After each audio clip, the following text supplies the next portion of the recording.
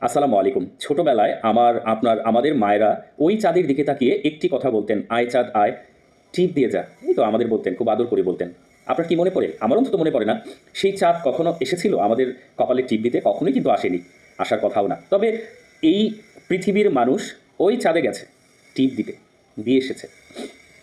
প্রয়াত আনিসুল হক সাহেব, যিনি এই ঢাকা সিটির মেয়র ছিলেন, তিনি তার প্রত্যেকটা বক্তব্যে একটা কথা রাখতেন, সেটা হচ্ছে মানুষ তার স্বপ্নের সমান বড়। মানুষ যতটুকু স্বপ্ন দেখবে, মানুষের অতটুকু যাওয়ার অধিকার আছে। সে অতটুকু যেতে পারবে, যেতে পারে।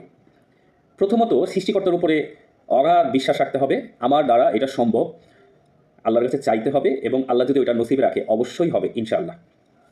আজকের এই কথাগুলো কেন বললাম? দেখুন, এই মুহূর্তে ২০২৫-এর আজকে ১৭ই ডিসেম্বর, এই সময় এসে আমরা যদি হুট করে ১০০ মানুষকে বসাই, তাদেরকে জিজ্ঞেস করি, "আপনার কী সমস্যা?" এই ১০০ জন মানুষের মধ্যেই কোনো না কোনো সমস্যা আছে, অবশ্যই আছে। কোনো না কোনো। সমস্যা ছাড়া কেউ নেই।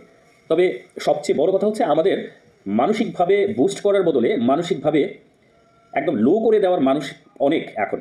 আপনি একটা জিনিস করবেন, যখনই কিছুটা করার চেষ্টা করবেন, কিছুটা আগাবেন, তখনই কেউ না কেউ এসে বলবে, "এটা করো না, এটা হবে না, এটা ঠিক হবে না, এটা তুমি পারবা না, এটা কেউ পারেনি।"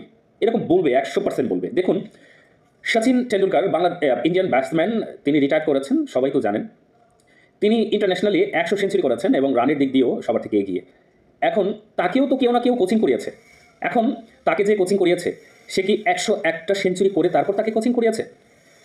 যদি আমি এমনটা দেখি যে যারা কোচিং করিয়েছে বরং তারাই সচিনের থেকে অনেক, অনেক পেছনে। তারপরও সচিনকে কোচিং করিয়েছে এবং সচিন সবাইকে ছাড়িয়ে গেছে। তো কে কি বলল, "আমি পারবো না" এটা সে বলল, "আমি পারবো" এটা আমি জানি। আমার ভেতরে আছে আমি পারবো।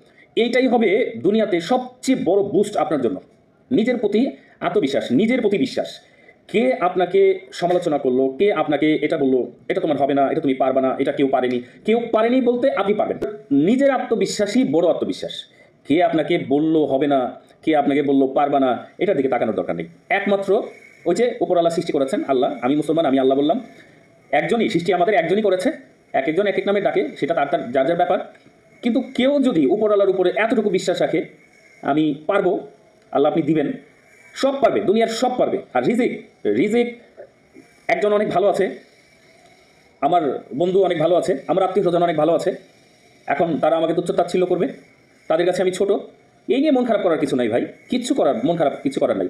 আল্লাহ পাক রিজিক, কেউ একেকজন একেক মত দেন। তবে আমি যেটা সবচেয়ে বেশি শুনি, রিজিক আমি জন্মের ৫০,০০০ বছর আগে নির্ধারণ করা আছে।